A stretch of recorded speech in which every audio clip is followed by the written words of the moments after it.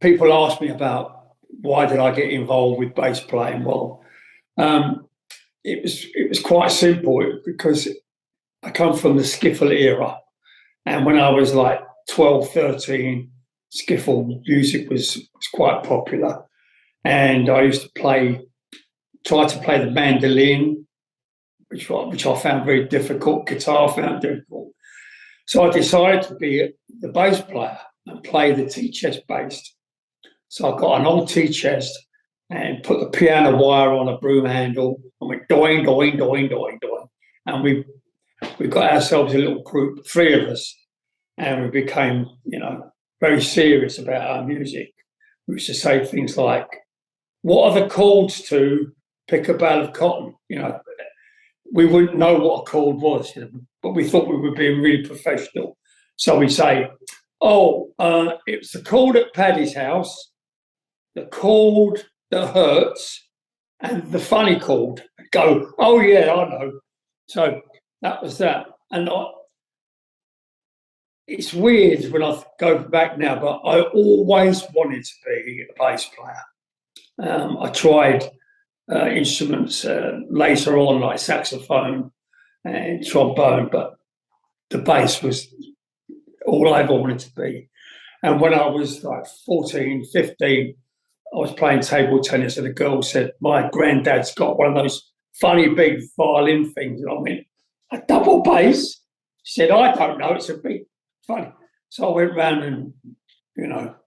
and that's it.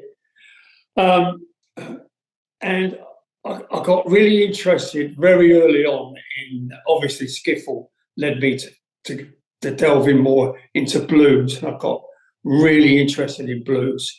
And I practice and practice and practice, self-taught, which is not the ideal way to go, actually, because people say practice makes perfect. Well, it doesn't. Practice makes permanent, because I found that doing 8 hours a day, 10 hours a day, what I thought was really serious work, I was getting into bad habits, like putting this finger over this finger, because it wasn't strong enough. So I put this finger on top to make it sing better.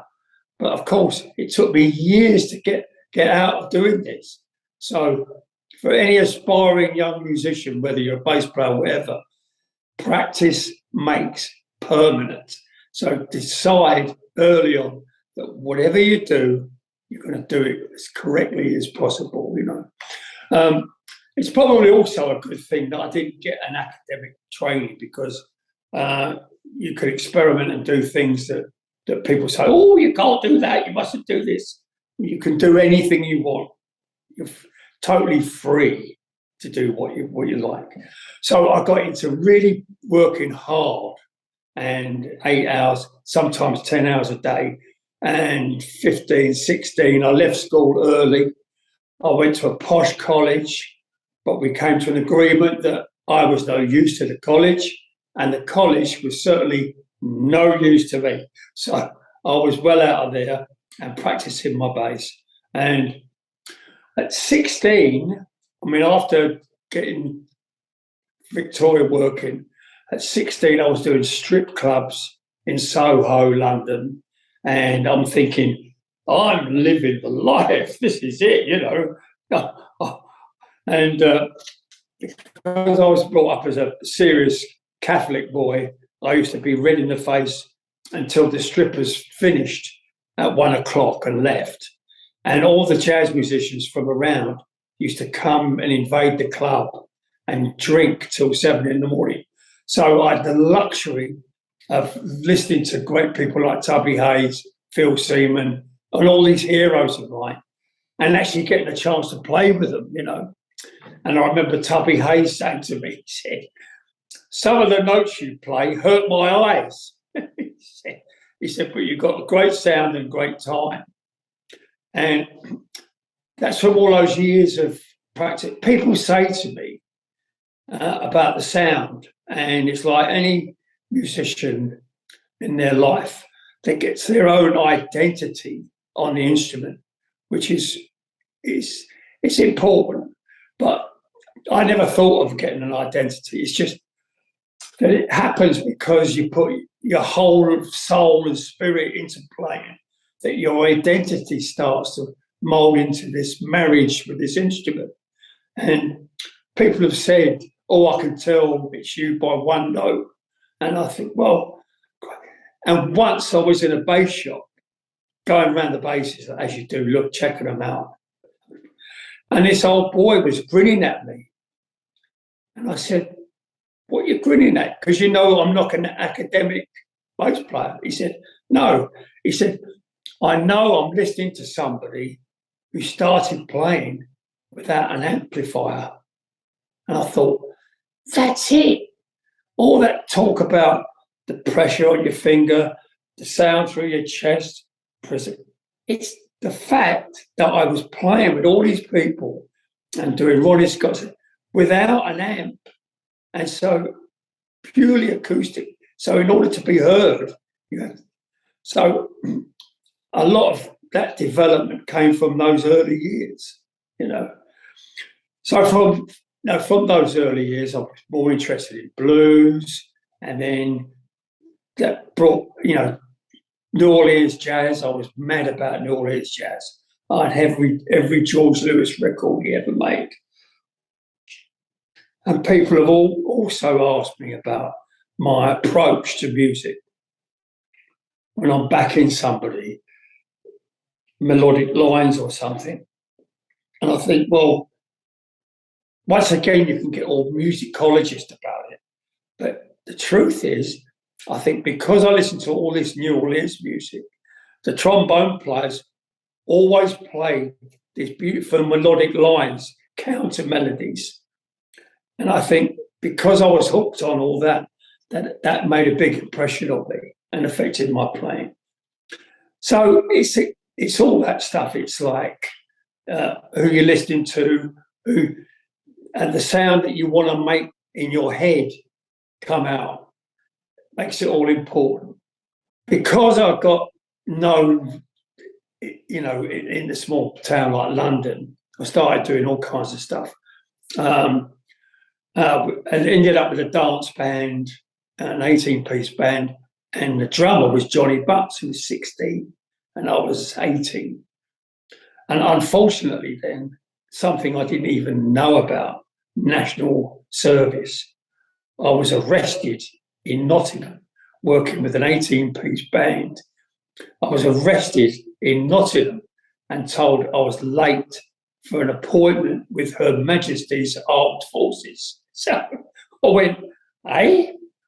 So much later, I'm Bosch in the army, shipped out to Penang and Malaysia. So that interfered with my progression, if you like, in career, musical terms. Although I played trombone in the army band. And I often say to people, I played Wembley in the amateur cup final, Wimbledon versus Crooktown. And people say, no. I said, yeah, I played in the amateur cup final at Wembley.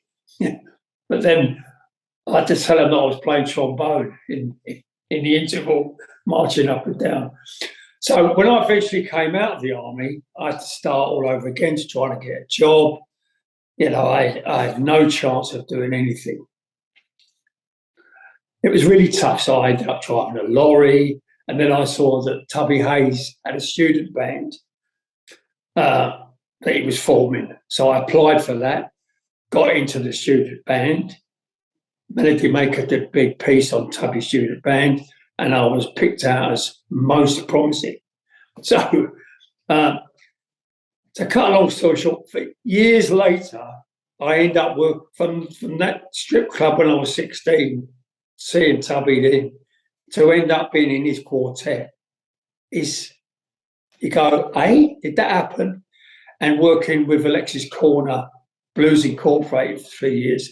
And then because of my fanatic love of blues, and I saw Big Bill Bruce's very last show in London at Stoll Theatre in 1955 or something. And that's when I found out that there was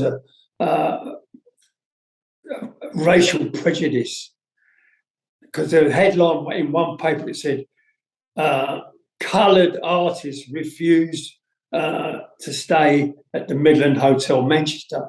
Big Bill Brucey was refused a room. I went, hey, I mean, we hadn't heard of this. Racial, I thought he was our hero, you know. And so for me to end up playing with people like Josh White and Little Walter,